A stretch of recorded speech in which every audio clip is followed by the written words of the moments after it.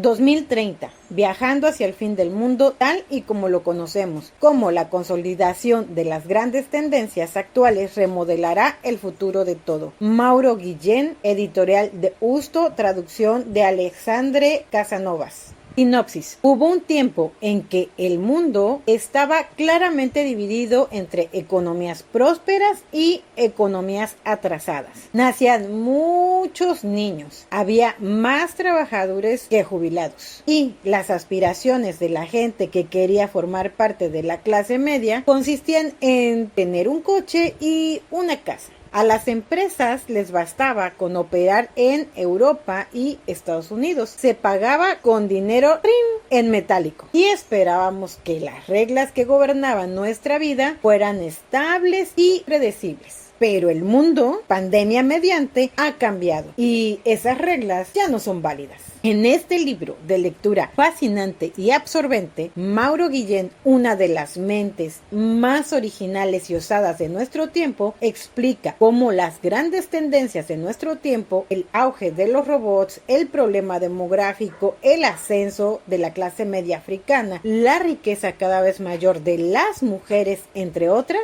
convergerán dentro de una década en lo que será para bien o para mal un punto de no retorno. Con creatividad y originalidad, Guillén dibuja nuestro futuro inminente y nos permite estar preparados para afrontar sus desafíos y aprovechar sus oportunidades.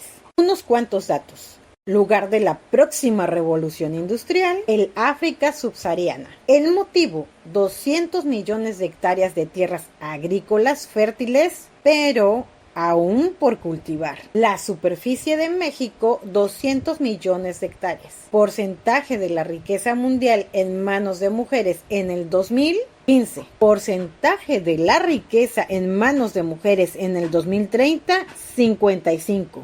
Si Lehman Brothers hubiera sido Lehman Sisters, la crisis financiera se habría evitado. En el mundo, personas que pasaron hambre en el 2017, 821 millones. En el mundo, personas que pasarán hambre en el 2030, 200 millones. En el mundo, personas con problemas de obesidad en el 2017, 650 millones. En el mundo, personas con problemas de obesidad en el 2030, 1.100 millones. Porcentaje estimado de población estadounidense con obesidad en el 2030, 50%. Porcentaje de la superficie terrestre ocupada por ciudades en el 2030, 1.1%. Porcentaje de la población mundial residente en la ciudad en el 2030, 60%. Porcentaje de las emisiones globales de dióxido de carbono producidas en las ciudades en 2030, 87%.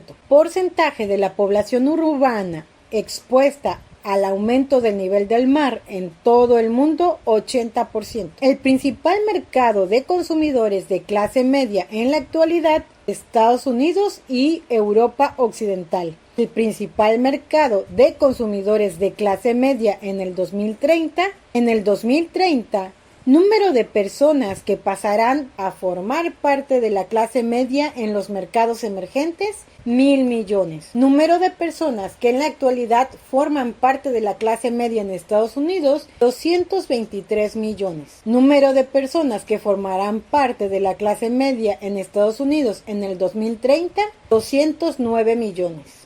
Introducción. El tiempo vuela. Por regla general, la gente ve lo que quiere ver y oye lo que quiere oír. El juez Taylor en Matar a un ruiseñor, Harper Lee. Estamos en el año 2030. De París a Berlín, en toda Europa Occidental, hace un calor inusual, con unas temperaturas de récord que no parecen tocar techo.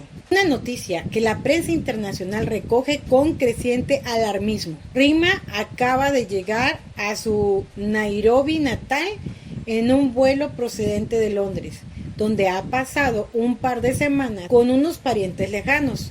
Observar Gran Bretaña a través de los ojos de los emigrantes le ha permitido comprender mejor la diversidad del mundo que la rodea. Mientras pasea por el aeropuerto, no puede dejar de reflexionar acerca de las diferencias de su tierra natal con el país que, hace menos de un siglo, era una de las potencias dominantes del continente. Le ha sorprendido descubrir que los británicos aún utilizan el dinero en efectivo. En Kenia, los pagos a través del móvil son la norma desde hace mucho tiempo y el teléfono ha sustituido a la cartera de piel. Poco después, bromea con el taxista sobre la extraña reacción de los británicos cuando les explicaba que asiste a un colegio online desde los 6 años junto con la mayoría de sus amigos del vecindario. A miles de kilómetros de distancia, Ángel espera su turno para pasar el control de aduanas en el aeropuerto JFK de Nueva York. Dentro de 2 semanas empieza un máster en ciencias de 2 años de duración en la Universidad de Nueva York. Mientras espera en la cola, ojea el New York Times del día, que se abre con la noticia de que en Estados Unidos, por primera vez en la historia, ya hay más abuelos que nietos. Una realidad que no podría ser más opuesta a la situación de su país, Filipinas.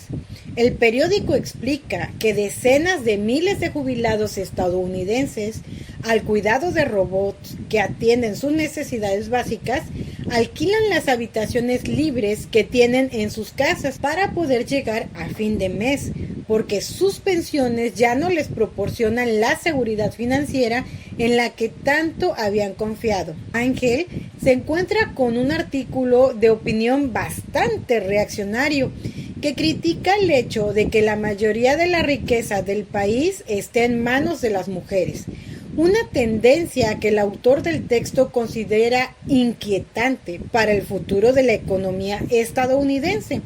A Ángel le da tiempo de leer casi todo el periódico porque la serpenteante cola de los viajeros extranjeros es tan larga como lenta. Mientras tanto, la cola para los ciudadanos estadounidenses y los residentes permanentes avanza muy deprisa y capta una conversación fugaz sobre una sofisticada tecnología basada en blockchain que permite a los norteamericanos pasar por el control de pasaportes sin tener que esperar, lo que representa un avance con múltiples ventajas.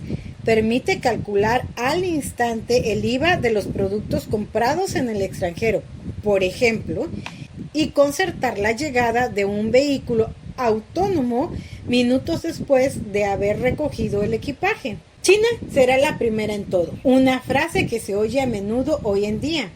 También que Estados Unidos y China lucharán por la hegemonía global en un futuro próximo. Aunque es cierto que hay una parte de verdad en estas afirmaciones, apenas sirven para describir el panorama general.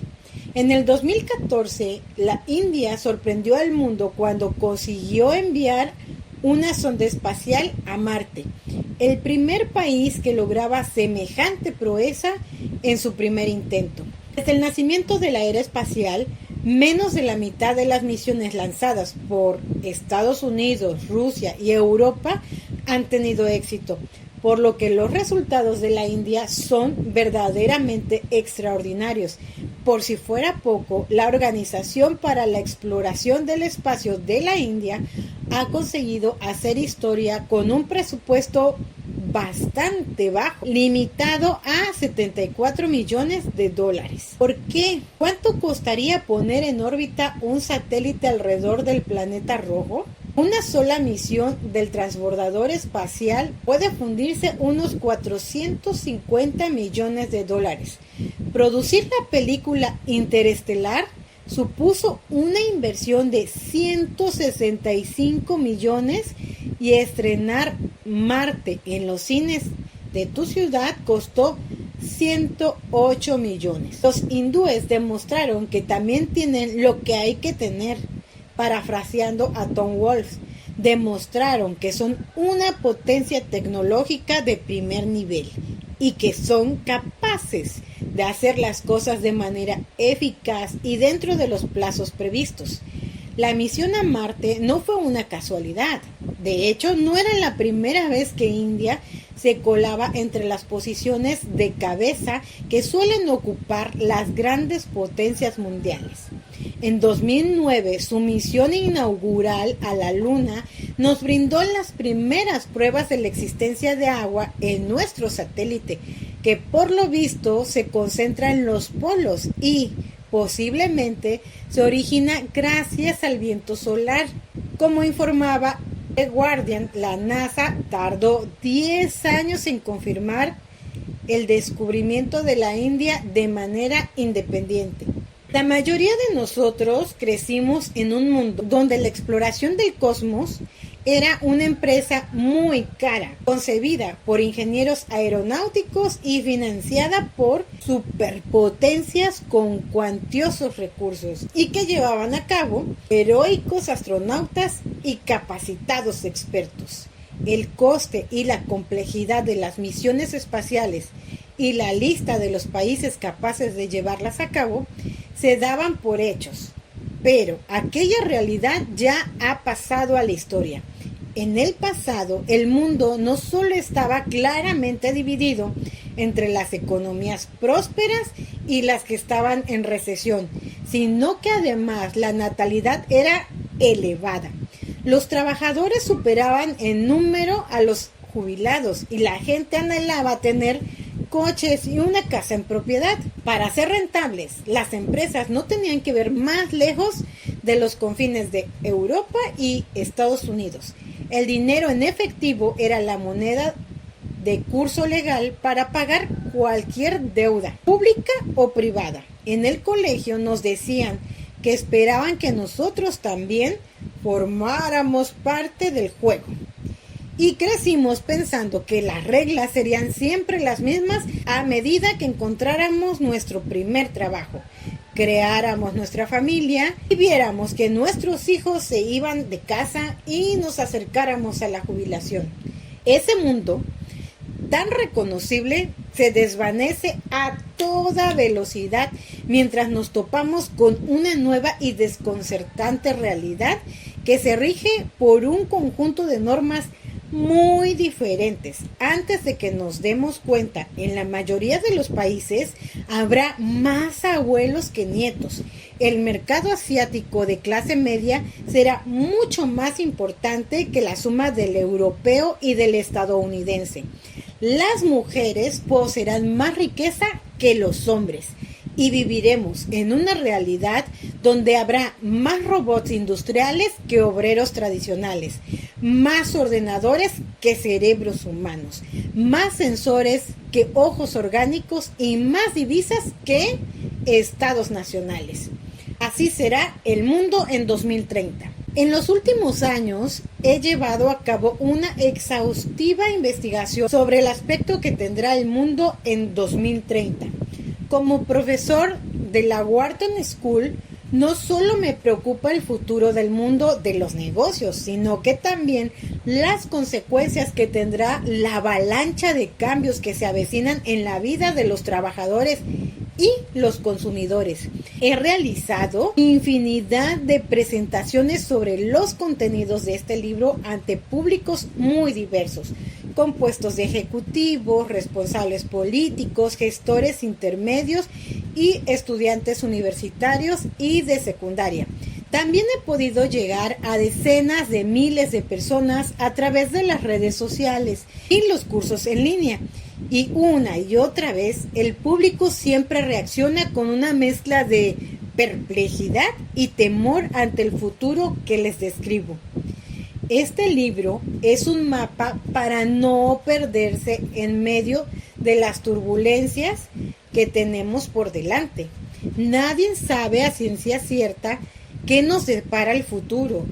Si lo sabes, por favor, házmelo saber, porque juntos podríamos hacer montañas de dinero, aunque es verdad que las predicciones nunca pueden ser precisas del todo. Sí estamos en posición de hacer unas cuantas conjeturas relativamente seguras sobre los 10 años que tenemos por delante.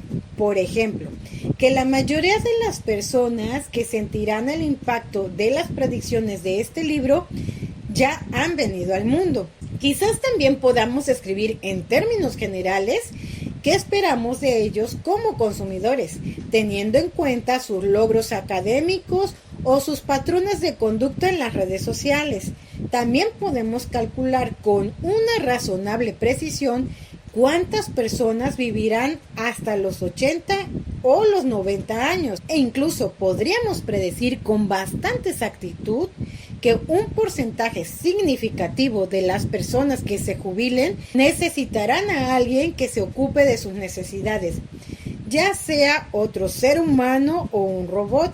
En cuanto a estos últimos, imaginemos que esos robots hablan lenguas, con acentos distintos, no tienen opiniones propias, no necesitan vacaciones y no se aprovechan de sus pacientes, ni en el aspecto económico ni en ningún otro. El tiempo vuela. El año 2030 no es un lugar remoto de un futuro improbable. Está a la vuelta de la esquina y tenemos que prepararnos bien, tanto para las oportunidades como para los desafíos. En pocas palabras, el mundo que conocemos habrá desaparecido en 2030 y la gente se preguntará en un ejercicio de introspección, ¿dónde estabas cuando aquel mundo llegó a su final? Para muchos de nosotros, todos estos cambios no solo resultan confusos, sino también profundamente inquietantes. ¿Anuncian nuestra perdición? ¿O podrían representar una bendición y no una maldición? Este libro ofrece una guía para que los lectores puedan comprender las implicaciones de tantos cambios y contiene un mensaje de optimismo sobre el futuro, mientras aún cuestionamos la ansiedad que nos causa el presente. Representa una herramienta para poder lidiar con las históricas transformaciones que se avecinan y sugiere qué habrá que hacer y qué no, bajo estas nuevas desconocidas circunstancias. La idea básica es la siguiente: cada final representa el nacimiento de una nueva realidad cargada de oportunidades.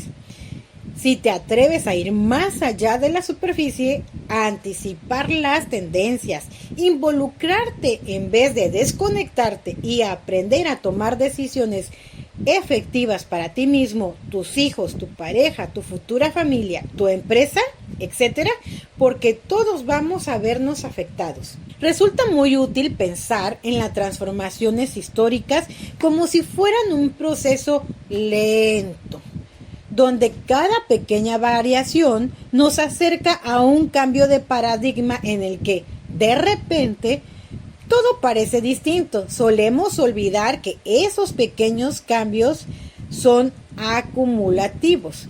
Trata de verlo como una gota de agua que va llenando un vaso poco a poco, donde el ploc, ploc, ploc evoca el sonido del segundero de un reloj, transmitiendo la sensación de que el tiempo pasa. Cuando de repente el agua rebosa el borde del vaso, la situación nos recoge por sorpresa y la alarma se apaga. Hay que tener en cuenta que en 2030 al sur de Asia y el África subsahariana competirán entre sí por convertirse en la región más poblada del planeta. Una situación que se encuentra a años luz de lo que ocurría en la última década del siglo XX, cuando en el Extremo Oriente, que comprende China, Corea del Sur y Japón, entre otros países, era la religión que podía reclamar el título.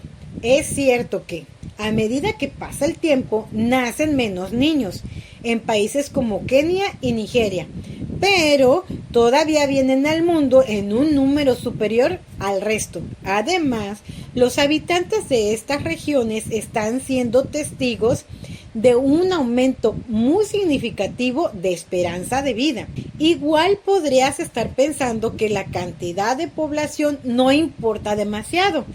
Bueno, multiplica a todas esas personas por la cantidad de dinero que podrían tener en el bolsillo durante los próximos años. Verás que para el 2030, los mercados asiáticos, incluso si se excluye a Japón, serán tan importantes que el centro de gravedad del consumo mundial variará hacia el oriente. Las empresas no tendrán otra opción que seguir las tendencias del mercado en esa parte del mundo, por lo que sus nuevos productos y servicios reflejarán los gustos de los consumidores asiáticos. Detente un momento y reflexiona sobre esta cuestión. Y ahora piensa en lo que de verdad significa. Mientras añadimos a la mezcla unas cuantas tendencias adicionales estrechamente relacionadas. Que haya menos niños en la mayor parte del mundo significa que vamos hacia una población que envejece a toda velocidad. Gran parte de ese cambio demográfico está impulsado por las mujeres, que cada vez estudian más años y tratan de labrarse una carrera, y no solo un trabajo, fuera de casa, y que traen al mundo menos hijos. Antes de que te des cuenta, habrá más mujeres millonarias que hombres millonarios. La riqueza también es cada vez más urbana. La población de las ciudades crece a un ritmo de 1.5 millones de personas a la semana, mientras las ciudades solo ocupan un 1% de la superficie terrestre, acogen al 55% de la población mundial y son responsables del 80% del consumo de energía y de las emisiones de dióxido de carbono. Por esta razón, las ciudades se encuentran en la línea del frente de la batalla para combatir el cambio climático. Mientras tanto, cada generación muestra aspiraciones y deseos divergentes. Se presta mucha atención a los millennials, que son la punta de lanza de la economía colaborativa, mientras evitan las propiedades materiales, pero lo cierto es que acaparan más atención de la que merecen. En la próxima década, la generación más numerosa será la compuesta por las personas mayores de 60 años, que hoy en día poseen el 80% de la riqueza de Estados Unidos y que componen un mercado singular, el de la tercera edad, el mayor nicho de consumidores de todos los existentes. Las pequeñas y grandes empresas deberían redirigir una parte de su atención a las personas mayores, si es que quieren seguir siendo relevantes según vayan pasando los años. Echa un vistazo a la figura 1. Describe un proceso de pequeños cambios que se encuentran conectados por separado. Todos esos elementos no producirán un cambio de magnitud global. Podrías lidiar con todos esos cambios si consiguieras separar unos de otros. De hecho, los humanos somos bastante buenos para crear compartimentos mentales. Es un mecanismo de defensa psicológico del propio subconsciente. Los utilizamos para evitar la disonancia cognitiva, la incomodidad y la ansiedad que nos causan las tendencias, acontecimientos, percepciones o emociones que entran en conflicto. El auténtico sentido de los compartimentos mentales es mantener las cosas por separado para no sentirnos superados por sus interacciones. Menos niños, nuevas generaciones, nuevas clases medias, más mujeres ricas, estilos de vida urbanos, disrupción tecnológica, economía colaborativa, criptomonedas.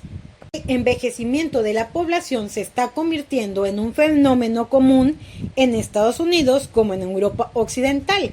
Mientras tanto, las generaciones más jóvenes lideran el ascenso de las clases medias en la mayoría de los mercados emergentes. Representan un tipo de consumidor muy distinto a lo que habíamos visto hasta ahora, con unos hábitos mucho más aspiracionales. Por ejemplo, a medida que la clase media aumenta, las mujeres acumulan más riqueza que en el pasado.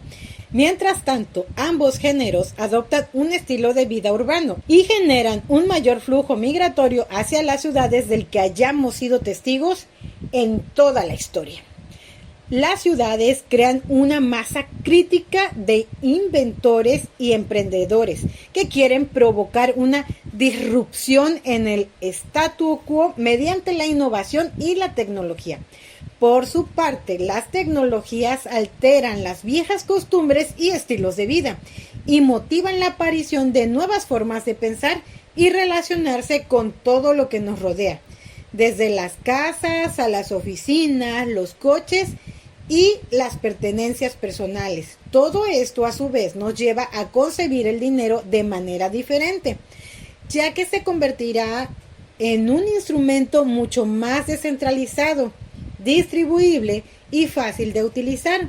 Algunas de estas tendencias ya están en marcha, pero no alcanzarán su masa crítica hasta el 2030.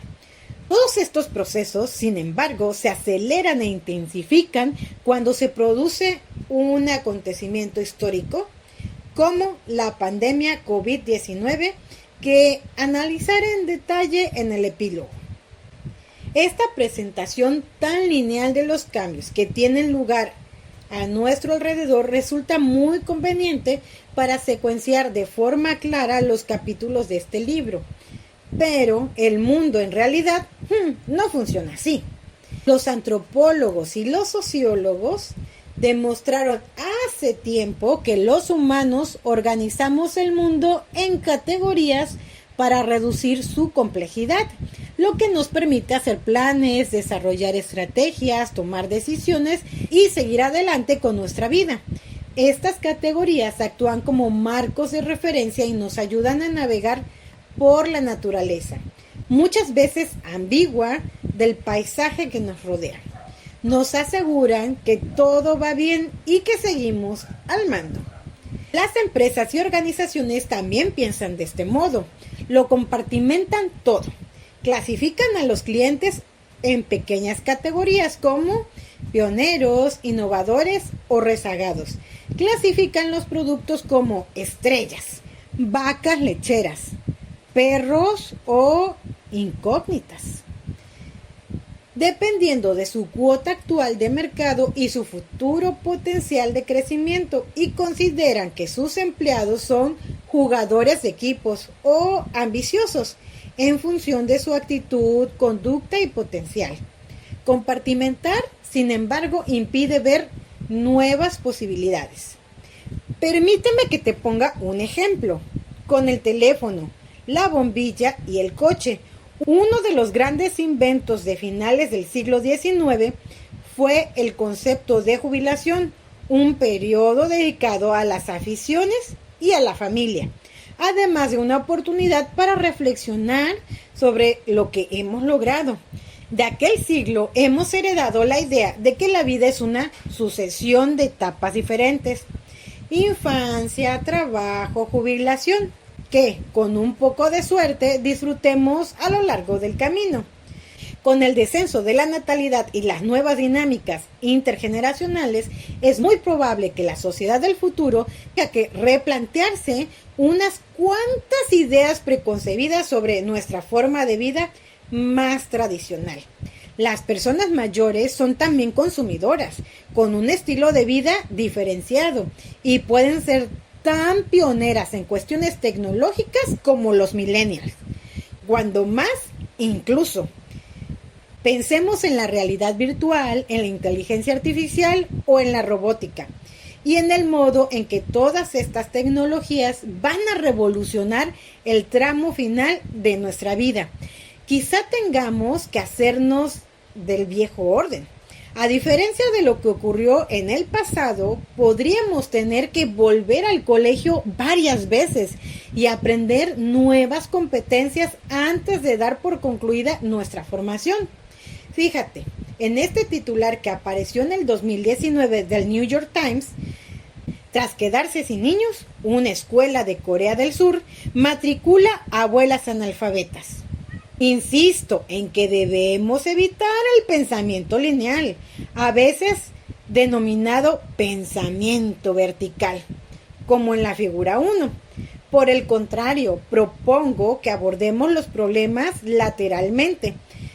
Desarrollado por el inventor y consultor Edward de Bono, el pensamiento lateral no tiene que ver con jugar con las piezas que ya existen, sino en tratar de cambiar esas mismas piezas.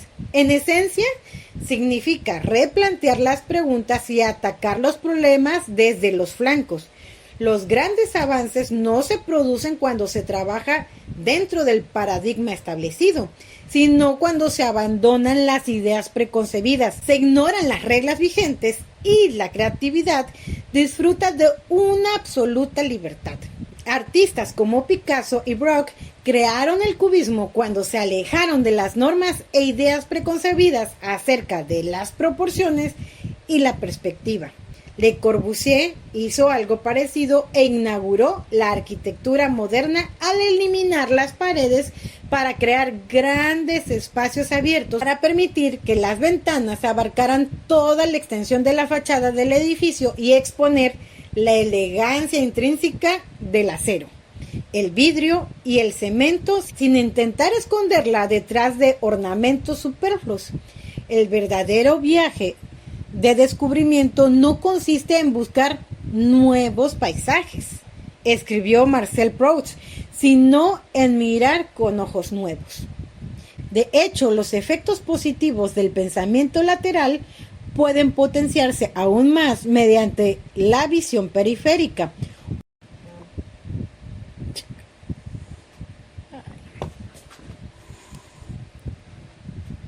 Artistas como Picasso y Braque crearon el cubismo cuando se alejaron de las normas e ideas preconcebidas acerca de las proporciones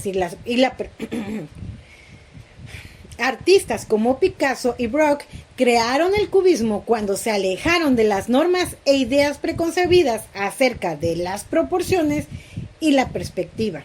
Le Corbusier hizo algo parecido e inauguró la arquitectura moderna al eliminar las paredes para crear grandes espacios abiertos para permitir que las ventanas abarcaran toda la extensión.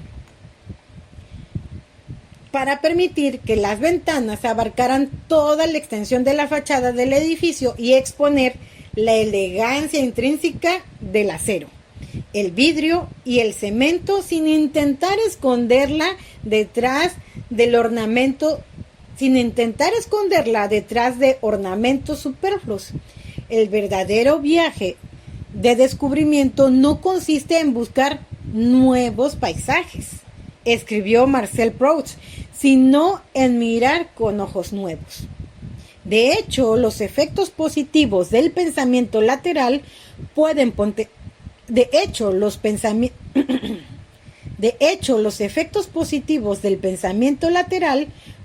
potenciarse aún más mediante la visión periférica, un concepto desarrollado por mis colegas de Wharton George Day y Paul Schweikart. Un concepto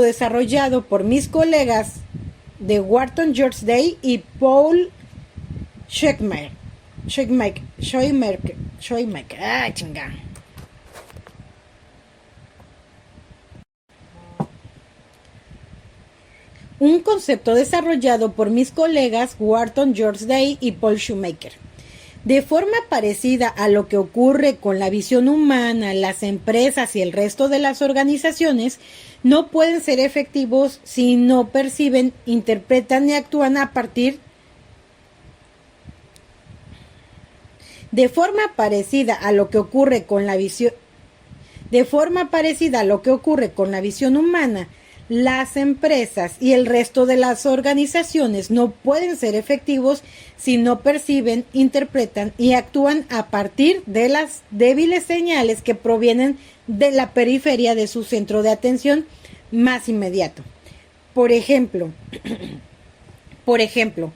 Kodak, fundada en 1988, obtuvo unos beneficios gigantescos vendiendo película fotográfica y otros productos relacionados durante el siglo XX. Sin embargo, desde principios de la década de los 90, con sus ingenieros ya eran muy conscientes del enorme potencial de la fotografía digital, pero sus directivos estaban centrados en los resultados a corto plazo y creían que la gente seguiría prefiriendo las fotos impresas. ¿El resultado? En el 2012, Kodak entró en bancarrota, como afirmaba el juez Taylor en Matar a un ruiseñor, la novela de Harper Lee. Por regla general, la gente ve lo que quiere ver y oye lo que quiere oír, es decir, es incapaz de ver lo imprevisto, lo inusual, lo periférico. Echa un vistazo a la figura 2, una representación gráfica alternativa de lo que está ocurriendo en el mundo.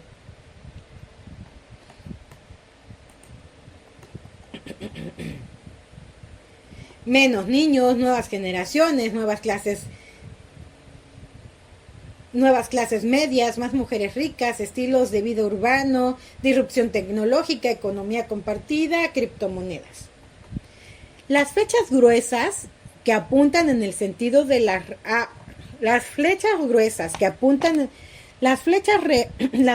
más gruesas que apuntan en el sentido de las agujas del reloj en la parte exterior de la gráfica describen una presentación lineal de distintas tendencias concentradas. Básicamente es lo mismo que aparece en la figura 1, pero según una estructura circular. Centrarse en las conexiones lineales que hay alrededor de la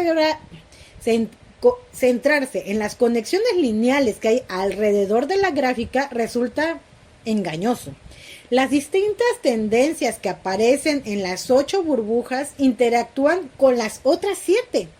Analizaré estas conexiones laterales en los capítulos siguientes para así guiar a los lectores a través de todas estas tendencias interrelacionadas y mostrarles cómo se manifiestan por todo el planeta y especialmente cómo van a converger en el 2030. Aquí tienes un ejemplo de pensamiento lateral en acción. Airbnb compite con el negocio Aquí tienes un ejemplo del pensamiento lateral en acción. Airbnb compite con el negocio. Airbnb compite por el negocio con los hoteles, pero también quiere robar clientes a los bancos. ¿Cómo? Muchos jubilados se dan cuenta en un momento dado de que sus ahorros no tendrán suficientes. Muchos jubilados se dan cuenta en un momento dado que con sus ahorros no tendrán suficiente para vivir el resto de su vida, pero poseen un activo muy valioso, su casa. Hay 2 grandes formas de monetizar una casa sin tener que venderla. La vieja forma de hacer las cosas sería pedir una segunda hipoteca al banco, aunque acarrea el estigma de la deuda y el estrés de los pagos mensuales. Otra posibilidad sería conseguir una hipoteca inversa y renunciar al patrimonio, aunque en ese caso los hijos no heredarían la residencia familiar. Veamos el caso de Airbnb. Quienes sufren del síndrome del nido vacío pueden alquilar las habitaciones libres que ya no utilizan a turistas y viajeros que se encuentran en la zona durante un breve periodo de tiempo. Un trato que ofrece a ambas partes una mayor flexibilidad o, si los propietarios viajan o visitan a sus hijos con frecuencia y pasan temporadas lejos de casa, quizá preferirán alquilar toda la vivienda para estancias breves.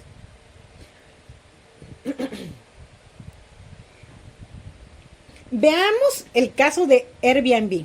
Quienes sufren del síndrome de nido vacío pueden alquilar las habitaciones libres que ya no utilizan a turistas y a viajeros que se encuentran en la zona durante un breve periodo de tiempo. Un trato que ofrece a ambas partes una mayor flexibilidad.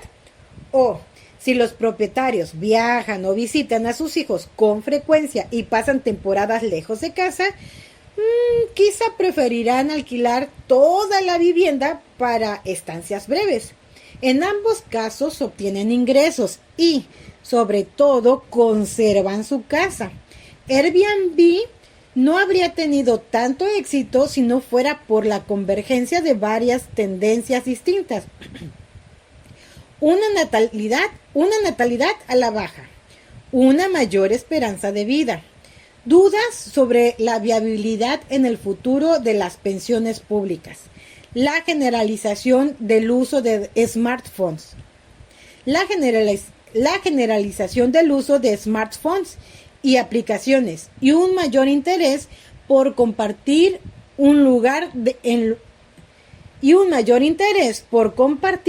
lugar de poseer. Voy a guiarte a través de todos estos acontecimientos que se encuentran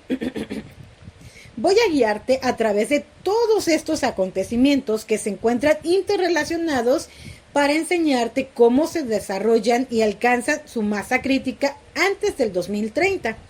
Este nuevo mundo presenta oportunidades y desafíos. Y cada individuo, empresa y organización tendrá que enfrentarse a todas estas tendencias con sus propias virtudes y defectos. Pero, como explico en la conclusión, todos tenemos que acercarnos.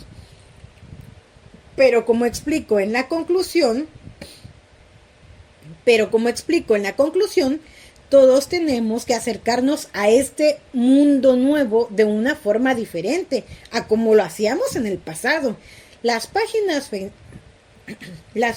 finales plantean distintos principios y estrategias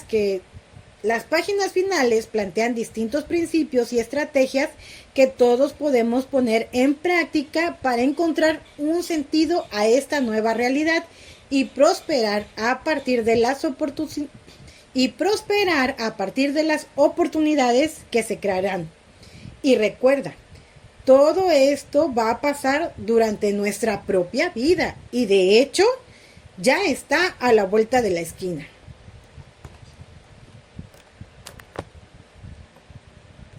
Un concepto desarrollado por mis colegas Wharton George Day y Paul Shoemaker.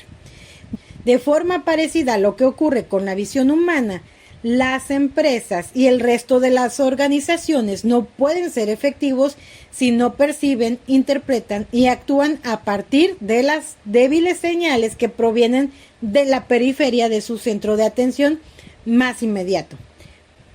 Por ejemplo, Kodak, fundada en 1988, obtuvo unos beneficios gigantescos vendiendo película fotográfica y otros productos relacionados durante el siglo XX. Sin embargo, desde principios de la década de los 90, con sus ingenieros ya eran muy conscientes del enorme potencial de la fotografía digital, pero sus directivos estaban centrados en los resultados a corto plazo y creían que la gente seguiría prefiriendo las fotos impresas. ¿El resultado? En el 2012, Kodak entró en bancarrota, como afirmaba el juez Taylor en Matar a un ruiseñor, la novela de Harper Lee. Por regla general, la gente ve lo que quiere ver y oye lo que quiere oír, es decir, es incapaz de ver lo imprevisto, lo inusual, lo periférico. Echa un vistazo a la figura 2, una representación gráfica alternativa de lo que está ocurriendo en el mundo. Niños, nuevas generaciones, nuevas clases medias, más mujeres ricas, estilos de vida urbano, disrupción tecnológica, economía compartida, criptomonedas. Las flechas más gruesas que apuntan en el sentido de las agujas del reloj en la parte exterior de la gráfica describen una presentación lineal de distintas tendencias concentradas. Básicamente es lo mismo que aparece en la figura 1, pero según una estructura circular. Centrarse en las conexiones lineales que hay alrededor de la gráfica resulta engañoso. Las distintas tendencias que aparecen en las 8 burbujas interactúan con las otras 7.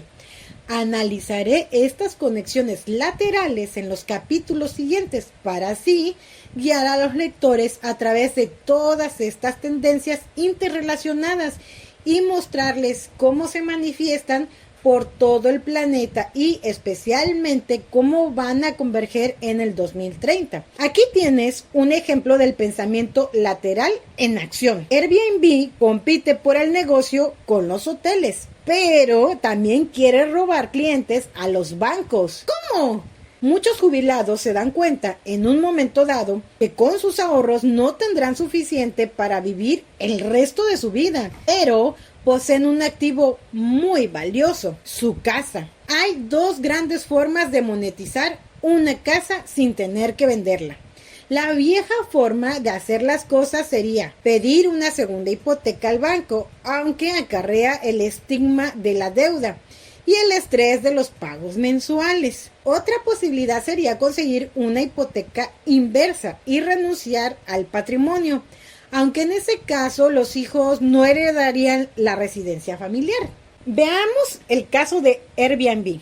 Quienes sufren del síndrome de nido vacío pueden alquilar las habitaciones libres que ya no utilizan a turistas y a viajeros que se encuentran en la zona durante un breve periodo de tiempo. Un trato que ofrece a ambas partes una mayor flexibilidad. O, si los propietarios viajan o visitan a sus hijos con frecuencia y pasan temporadas lejos de casa, quizá preferirán alquilar toda la vivienda para estancias breves.